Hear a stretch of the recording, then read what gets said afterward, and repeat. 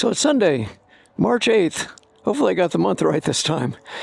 And I'm getting ready to just do a street ride on the KLX. And I think I'll go up towards Castle Lake. I think there's a good chance the road could be open all the way to there. And then I will backtrack and go up the WA Bar Road and see how far I can get. It'd be nice if I could get all the way to Gumboot Lake, but so it's breezy, but it's a fairly warm day. When I left the house, I think the temperature is about 57 or 58. It's supposed to get up to maybe 65 today. Be colder where I'm going. I'm gonna be going up a lot higher, but still. So if anybody watching this is interested in 2023 Tiger 900 GT Pro, let me know. It's up on YouTube. I got it listed at 9,000, but you know what? I could come down off that a little bit. And it's already listed at what it seems like an aggressive price to me, but you know, it's just hard to sell stuff in Mount Shasta. I get it. And motorcycles and cars, nothing is selling very well right now. The economy is kind of in a not a great place right now. This road up to Castle Lake is a very scenic, fun, twisty road. Likely has a fair amount of sand on it, though, from winter plowing and sanding.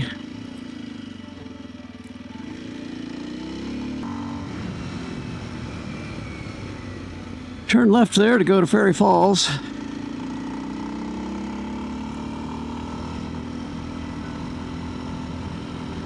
I think I can wait a while before I do that one again. I had my tip over there, but that tip over was from a very poor line choice going up a little rocky stretch. Don't think I would tip over there again, but you know what? I can always find new ways to do it.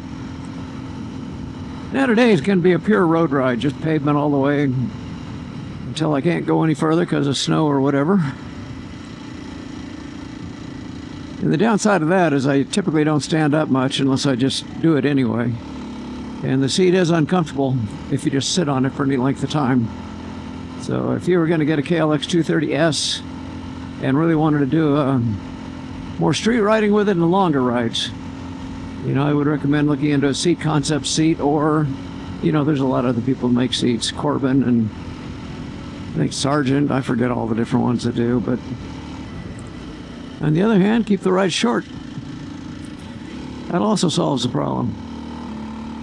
So dirt bikes and dual sports almost never have comfortable seats. They're always narrow and kind of hard, and they're really more designed for standing up and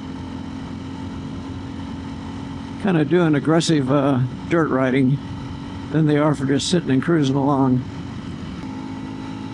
So this road climbs fairly steeply, but at these kinds of speeds, this motorcycle's got plenty of power for accelerating or doing anything you want coming up it. So at the start of the road up to Castle Lake, you're at about 3,200 feet elevation. And when you get to the lake, you're at about 54, so you climb about 2,200 feet. Oh, I think I'm just going to stand up a little bit. A lot easier on the posterior.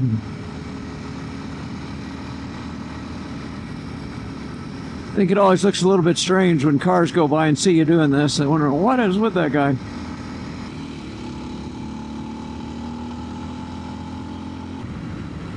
I am getting close to Castle Lake now. There we go, Castle Lake Day Use Area. So in the summer, more often than not, we'll go to Gumboot Lake, which is nice and cool also. It's probably not quite as pretty as, well, it's just not as pretty as Castle Lake. This is high value, very scenic. Yeah, a fair number of people up here on a Sunday. We've hiked all around here. We've been on those cliffs up there and beyond.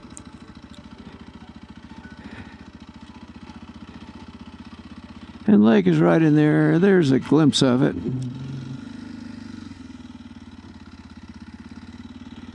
But again, I'm out for a ride, so I just think I will keep going. Black Butte and Mount Shasta! Yeah! Wore my summer gloves today. Old pair of Harley gloves that I got back when I was a Harley rider. Oh boy, does that put me in some bad company for a lot of people watching this. I hope not. I always like anything on two wheels. Two wheels and with a motor in particular. You know, there were a number of years there when I lived in Eau Claire, Wisconsin, and several good friends of mine worked at, and some of them actually owned the local Harley dealership, but they also sold Kawasaki's. And I bought a lot of Kawasaki's from them, but I did buy that one Harley Ultra Classic from them. And my friends there were extremely talented dirt bike riders. I rode with them a lot. The family that owned it, there were two brothers and a sister that owned the Harley dealership out there, and they weren't dirt bike riders, but they did like riding Harleys, and they liked riding snowmobiles. I snowmobiled with one of them once, and did a Harley ride or two with them.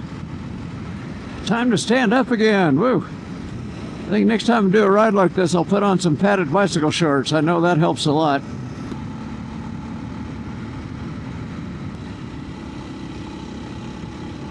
Okay, this is where I had to turn around last two times I came up here.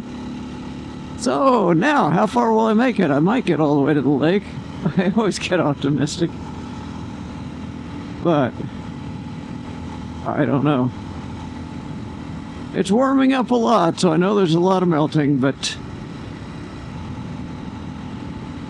And this is how it begins.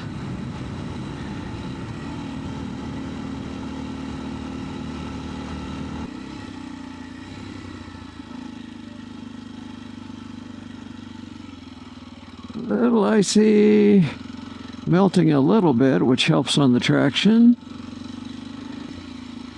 Yeah, definitely icy though.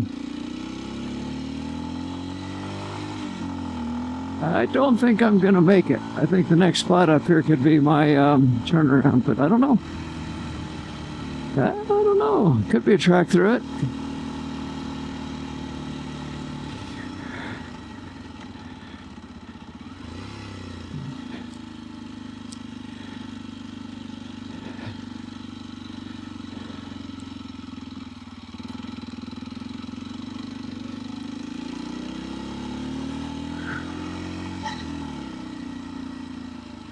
Oh, how much do I want to paddle through here?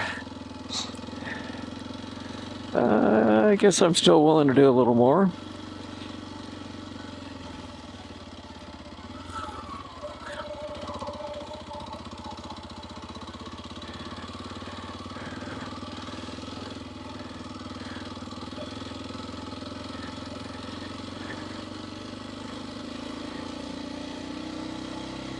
You really want to have on knobby tires when you do this kind of stuff. I'm glad this bike came with them. One of those early rides, I read off what they were. They're front and rear IRC tires, but they've actually proven to be pretty good.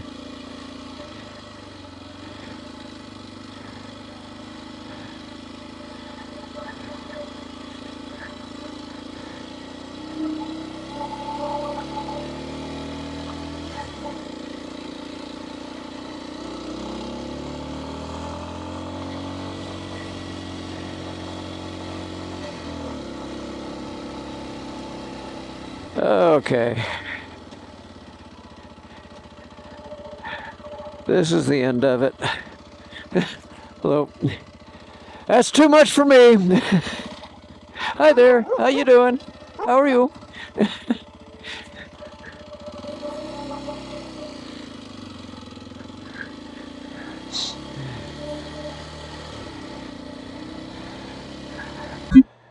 Yeah, it looks like one for an hour and 14 minutes. That's enough to have a sore butt riding on a dual sport.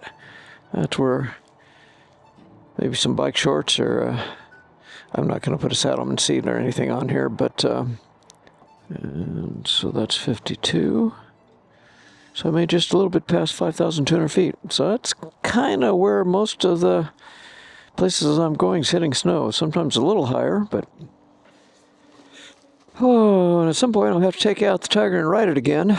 Can't let it just sit for forever. It's for sale though.